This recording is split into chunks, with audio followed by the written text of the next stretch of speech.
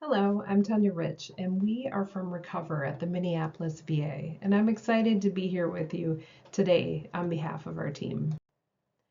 Here are my disclosures and grant support. I'm one of the inventors on the mobile app, and I do not represent the views of the U.S. Department of Veteran Affairs or the U.S. government. My work specifically focuses on post-amputation pain, specifically phantom limb pain, which is a type of pain commonly experienced and described as sharp, shooting, or electricity.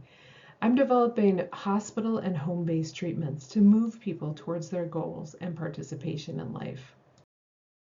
To understand phantom limb pain, let's appreciate that we have 45 miles of nerves that are interconnected like a highway.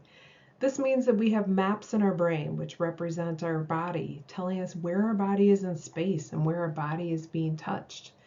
And while we don't know the exact causes of phantom limb pain, people theorize that the brain map becomes altered after an amputation, making it hard for the brain to process information coming from the nerves, as there's no longer input from the limb. There are few therapy techniques people can do for phantom limb pain. One rehabilitation approach is graded motor imagery. Graded motor imagery, or GMI, is a therapy technique to rehabilitate the limb that no longer remains by retraining your brain. GMI uses brain exercises to activate the areas of the brain that relate to pain and movement and gradually engage the nervous system while minimizing pain. So we start off by looking at pictures of other people's limbs for left-right training, and then imagining pain-free movements of your own limb with motor imagery, and then seeing pain-free movement of your own limb using a visual illusion of the limb for mirror therapy. To support at-home use of GMI, we developed a GMI app. To start building the content, we partnered with VA clinician stakeholders, both locally and within the nationwide amputation system of care, to develop the images, language, and audio scripts. We used a user-centered design to guide our work, starting with defining those user requirements in our prior work, which led to the GMI prototype.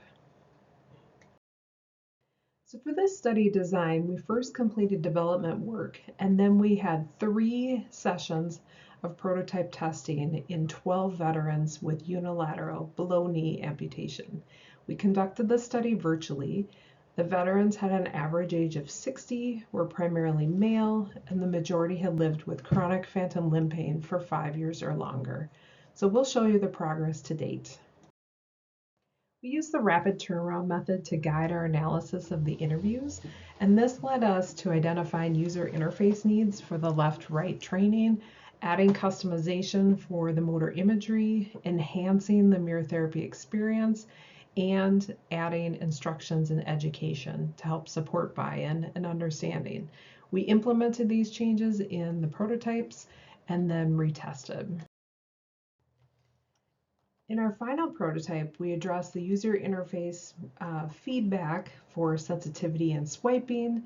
We added expanded topics and customization to the motor imagery, and this includes the ability to select background music, nature sounds, and background images, as some veterans had expressed discomfort with closing their eyes for the motor imagery. And then we also optimized the mirror therapy for clarity and reduced glitching.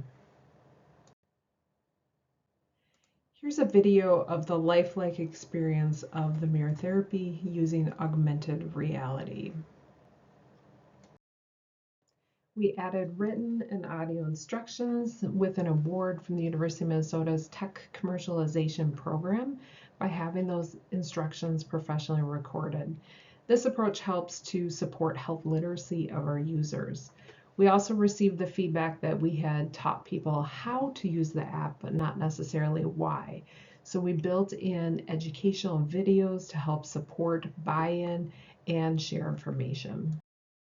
So our next steps are to prepare for our pilot study using the final prototype. If you would like to hear more about the iterative changes throughout our different prototypes, please stop by our poster to learn more. We would like to thank the veterans who participated in this study and our VA clinician partners who continue to engage in this work with us.